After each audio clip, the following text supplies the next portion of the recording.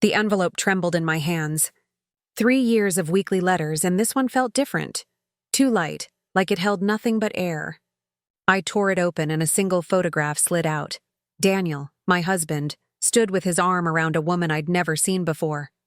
Between them, a little boy with Daniel's eyes and smile clutched their hands.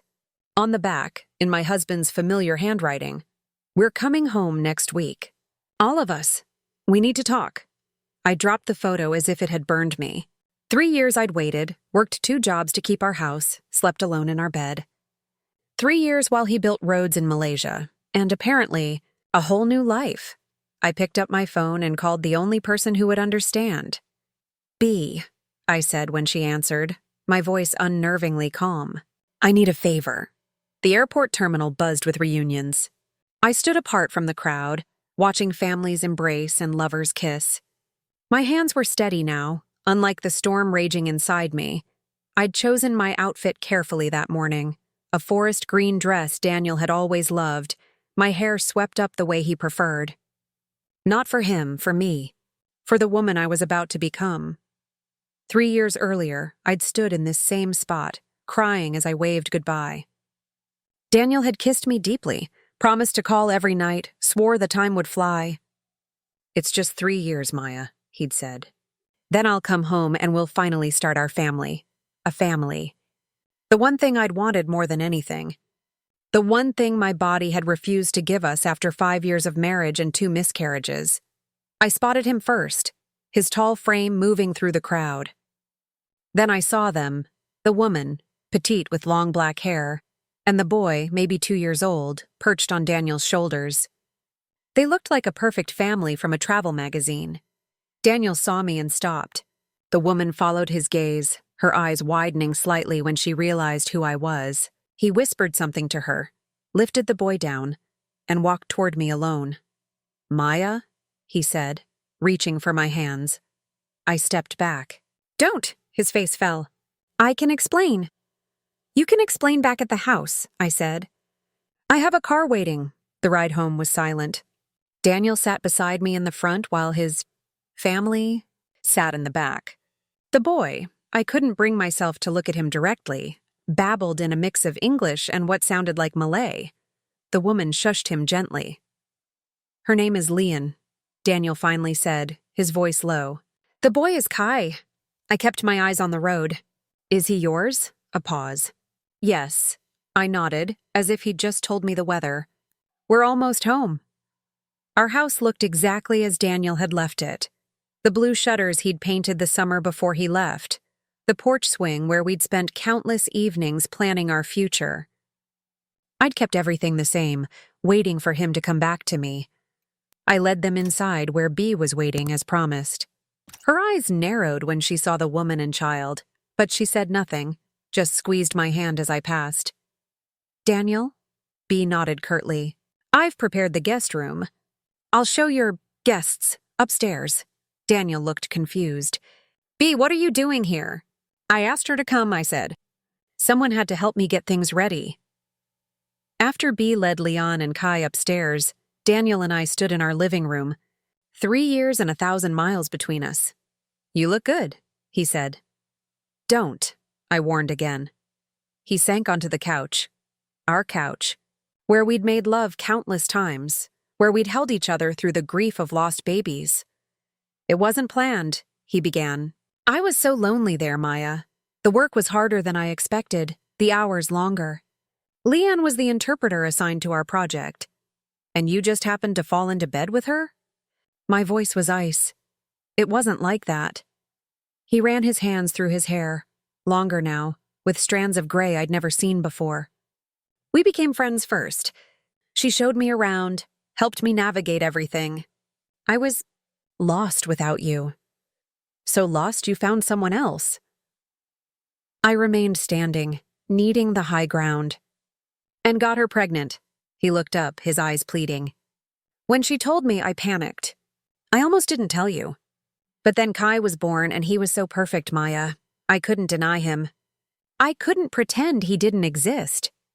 So instead, you sent me weekly letters about how much you missed me, how you couldn't wait to come home to me, all while raising a child with another woman. The calm in my voice surprised even me. I was a coward, he admitted. I kept thinking there would be a right time to tell you, but there never was. And then my contract was ending, and I had to make a decision. What decision? I asked, though I already knew. I want to be in Kai's life. He's my son. But I never stopped loving you, Maya. Never. I laughed, a hollow sound that seemed to echo in the room. You never stopped loving me, but you're bringing your mistress an illegitimate child into our home? Lian knows about you. She knows I'm married. She doesn't expect anything from me except to be a father to Kai. How generous of her. I walked to the window, looking out at the garden I'd maintained meticulously during his absence. And what exactly did you expect, Daniel? That we'd all live here together? One big happy family? No, of course not. He stood, taking a step toward me. I need time to figure things out. Lian has nowhere to go here. They're only staying until I can find them an apartment. I turned to face him. And then what? You'll split your time between two families? Come home to me after tucking your son into bed across town. Daniel's face crumpled. I don't know, Maya. I just know I can't abandon my child. And I can't lose you. Please, I made a terrible mistake. But I'm trying to do the right thing now. The right thing. I repeated the words slowly, as if testing their weight. You know what the right thing would have been? Not sleeping with your interpreter. Not getting her pregnant. Not lying to me for years. I know. His voice broke. God, Maya, I know. I hate myself for hurting you. But I'm here now. We can work through this. I looked at this man, this stranger wearing my husband's face. I need time to think. I'm going for a walk. Outside, the summer evening was warm, the air heavy with the scent of the jasmine I'd planted for Daniel's return. I walked to the end of our street and sat on a bench in the small park where we used to picnic. I pulled out my phone and called B. Are they settled in? I asked when she answered. Yes, the boy is adorable, Maya. Her voice was gentle. He's not to blame for any of this. I know. I watched a young couple push a stroller past me, their hands linked, faces glowing with new parent joy. How's the other part? All set, B said. Just like we planned. Are you sure about this? I thought about the years I'd spent waiting, about the photos Daniel had sent of himself standing beside half-built bridges and roads, about the lies layered in every word he'd written. I thought about the child upstairs who had my husband's eyes, the eyes I'd once hoped our children would inherit. I've never been more sure of anything in my life. When I returned home, the house was quiet. Daniel was sitting at the kitchen table, a glass of whiskey in front of him. He looked up as I entered, hope and fear warring on his face. Where's Lian? I asked, setting my purse down, putting Kai to bed. He was exhausted from the flight. Daniel pushed the whiskey away untouched. Maya, I want to meet them properly, I interrupted. Your other family. Surprise flickered across his face. Are you sure? Yes, I said. I need to understand what I'm dealing with. Daniel led me upstairs to the guest room. He knocked softly before opening the door.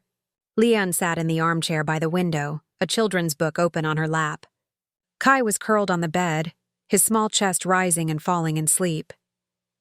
Lian stood when she saw me, her movements graceful and nervous.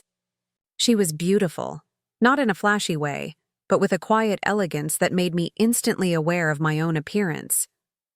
Maya, Daniel said, his voice low, this is Lian. Lian, my wife. Maya, Lian bowed slightly. I am very sorry to meet you this way, she said, her English accented but clear. This situation is difficult for everyone. I studied her face, searching for signs of malice or calculation, but found only apprehension and what looked like genuine regret. How long were you together before you got pregnant? I asked, my directness making both of them flinch. Lian glanced at Daniel before answering. 6 months. I did not plan for this to happen. Did you know he was married? She nodded, shame coloring her cheeks. Yes, he spoke of you often. The knife twisted deeper. Then why? I have no excuse, she said, lifting her chin. I fell in love with him. It was wrong, but I cannot regret Kai. I moved past them to the bed, looking down at the sleeping child. His face in repose was pure Daniel, the same nose, the same stubborn chin. But there was something of Lian there too, in the delicate arch of his eyebrows, the fullness of his lips. A child. The one thing I had failed to give Daniel. "He's beautiful," I said, surprising myself with the sincerity in my voice. "Thank you," Lian whispered. I turned back to them. "I'd like to speak with Lian alone, if that's okay." Daniel hesitated.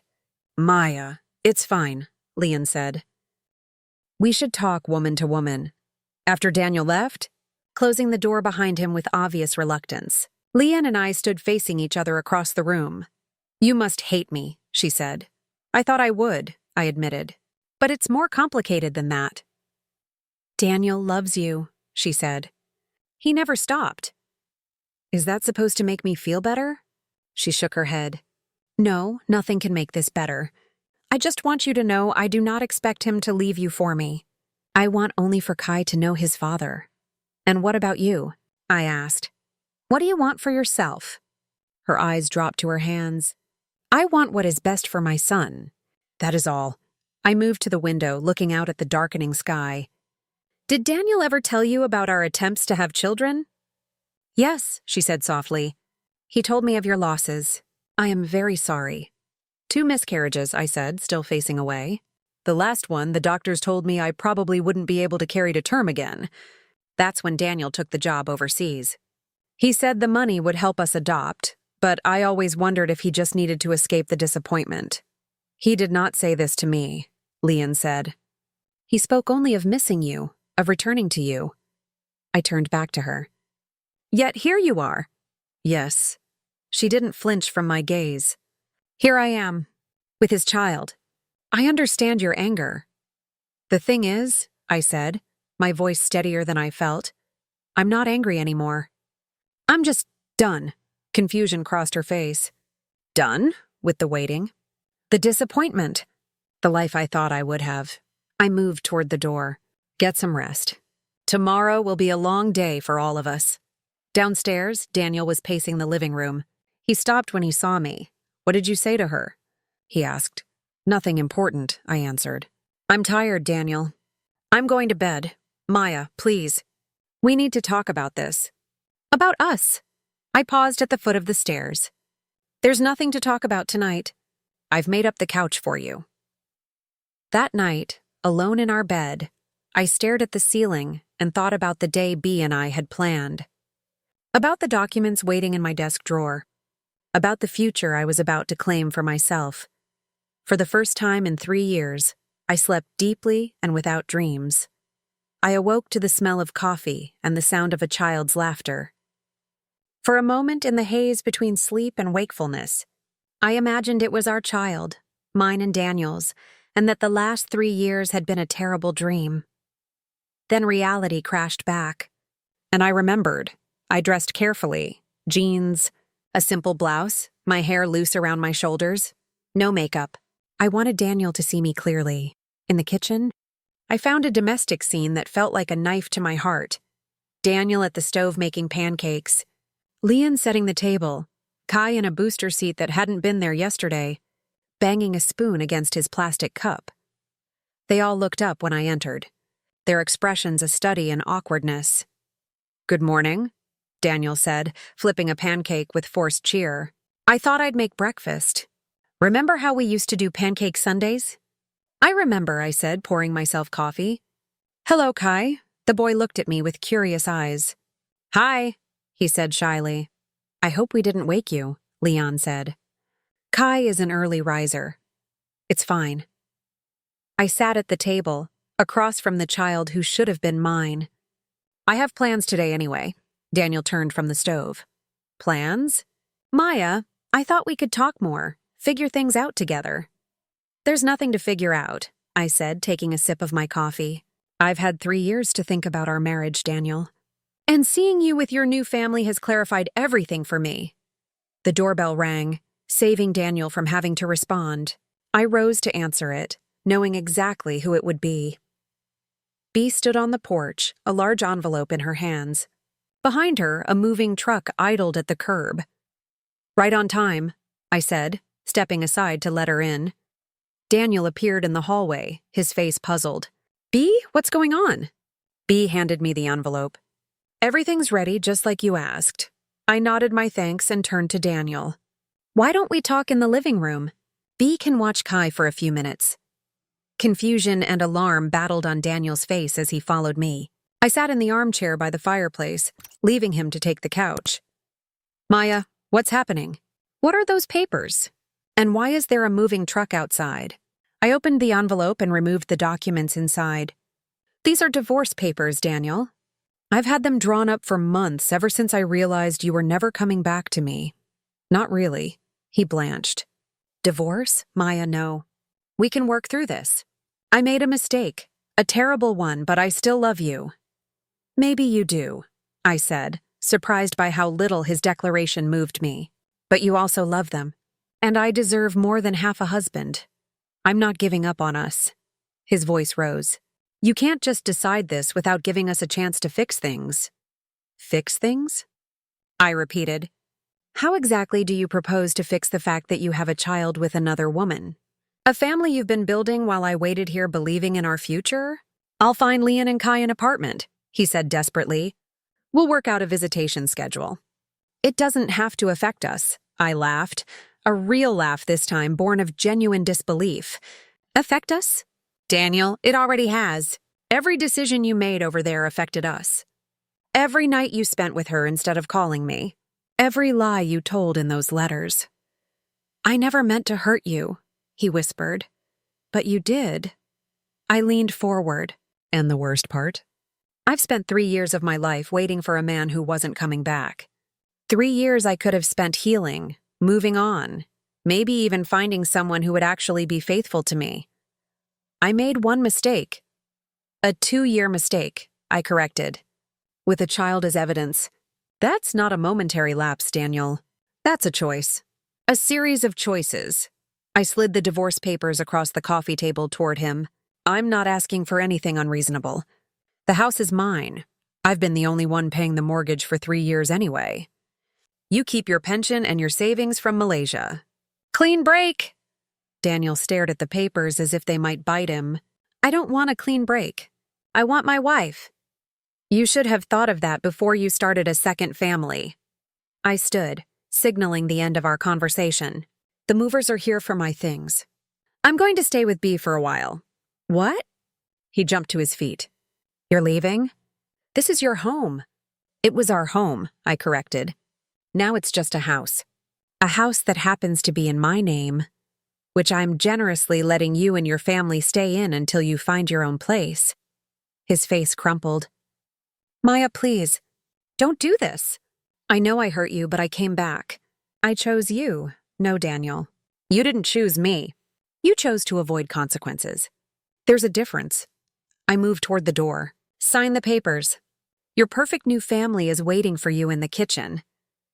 As I walked back into the hallway, I nearly collided with Lian, who stood frozen, her face pale. She'd heard everything. "I am sorry," she said, backing away. "I did not mean to listen." "It's fine," I said, oddly calm. "You should know what you're getting into with him." In the kitchen, B was showing Kai how to make a smiley face with fruit on his pancake. She looked up when I entered, a question in her eyes. I nodded slightly and she understood. "I'll start helping the movers," she said, rising. "Kai, would you like to see the big truck outside?" As they left, Daniel came into the kitchen, the divorce papers clutched in his hand. "Maya, we need to talk more about this. There's nothing more to say." I picked up my purse from the counter. "I've spent 3 years living in the pause you created when you left. I'm done waiting." Lian appeared in the doorway, her expression unreadable. "Daniel, perhaps you should listen to what Maya is saying." He turned on her.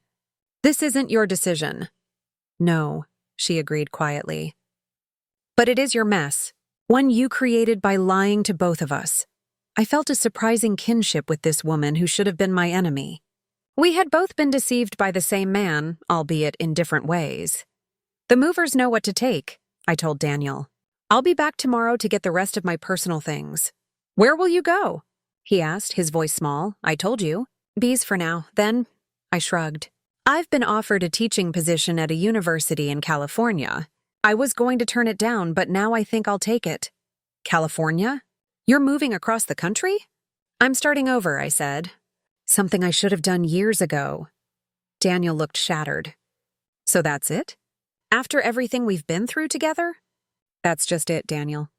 We haven't been through anything together for 3 years. You've been living your life, and I've been living in suspension, waiting for a future that was never going to happen. I turned to Lian. He's all yours now. I hope he treats you better than he treated me. As I walked out of the house that had been my prison and my refuge for 3 long years, I felt lighter than I had in ages. Behind me, I could hear Daniel calling my name, but I didn't look back. Bea was waiting by her car. You okay? She asked. I took a deep breath of summer air. I will be. 6 months later, the California sun warmed my face as I graded papers on my small balcony overlooking the Pacific. December here was nothing like the bitter winters back east, and I was still getting used to Christmas decorations alongside palm trees. My phone buzzed with a text message. It was from Lian, of all people. Can we talk? It's important. After I'd left that day, Lian had surprisingly reached out to me. At first, I'd ignored her messages, but eventually curiosity won out. We'd developed an unlikely correspondence over the months. Not friendship exactly, but something adjacent to it. A shared understanding, I called her. Maya, she answered immediately. Thank you for calling back. Is everything okay? I asked, setting aside my work. Yes and no. She sounded tired. Daniel signed the divorce papers last week. Your lawyer should have them soon. I closed my eyes briefly. 6 months of delaying, of begging for another chance, of refusing to accept what was right in front of him. Finally over. That's good, I said. How are you and Kai? We are well. Daniel found us an apartment just as he promised. He sees Kai 3 times a week, she paused. He is trying to be a good father. I'm glad, I said, and meant it. Whatever Daniel had done to me, the child deserved a father. There is something else, Lian said.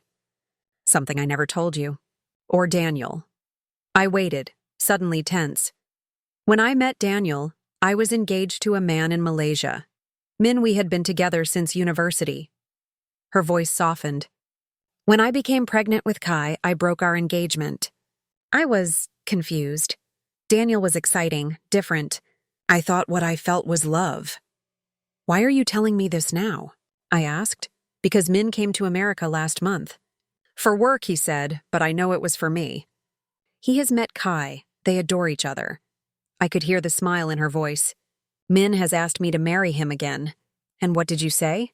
I said I would think about it. But I wanted to tell you first. Lian, you don't owe me anything, I said, confused. No, but I understand now. What it means to choose between the man who says he loves you and the man who shows it through his actions. She took a breath. Min never stopped loving me, even when I hurt him. He waited.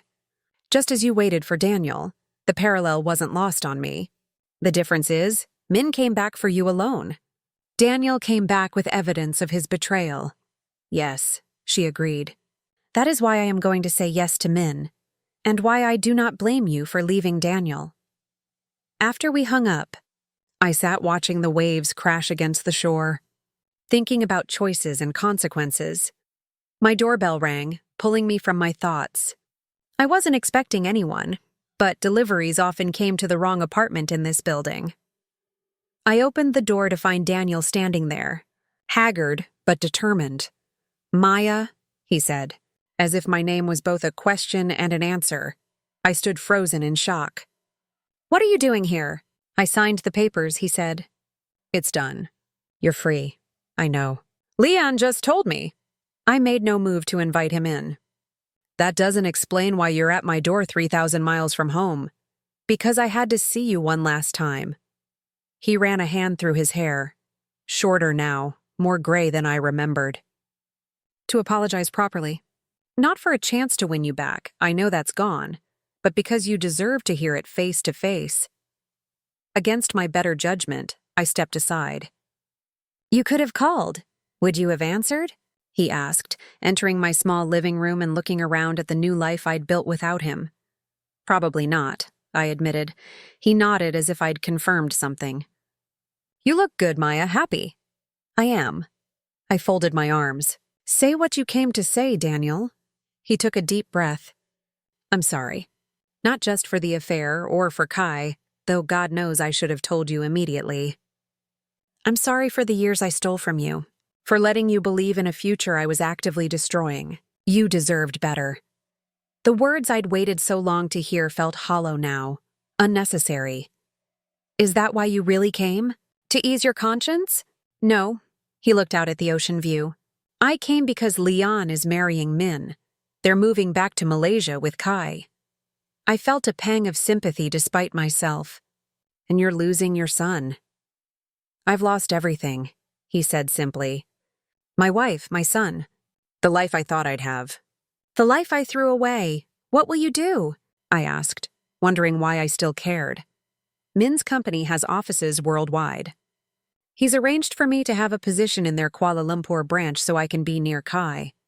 Daniel's smile was sad. It's more than I deserve, but I'm taking it.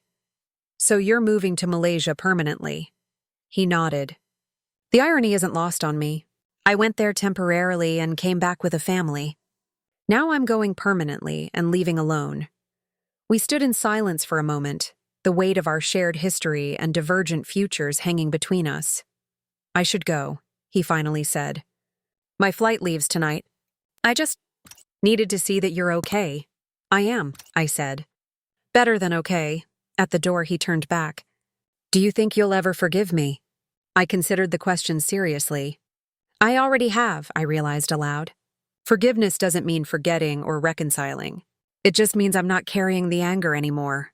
Relief softened his features. Thank you for that, at least. Goodbye, Daniel, I said, closing the door on my past.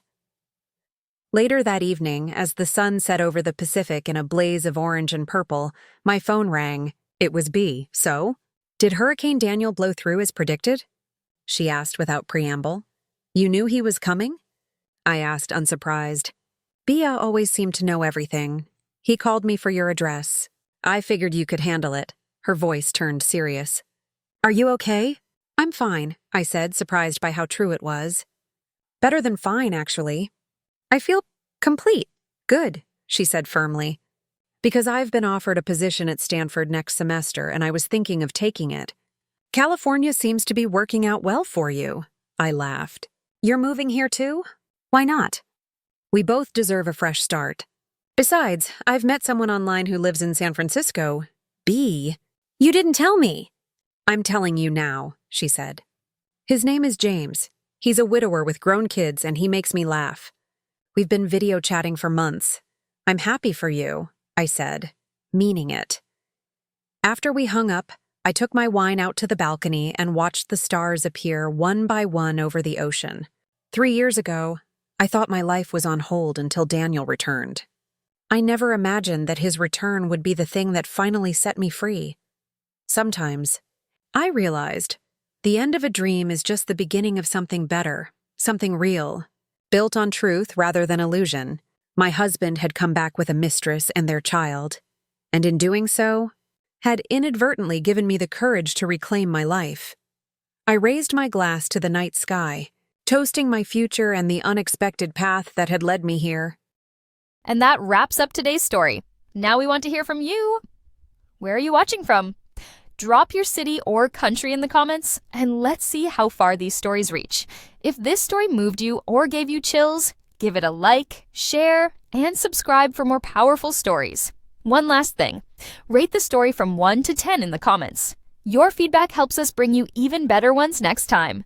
Thanks for watching. We appreciate you being part of this storytelling journey.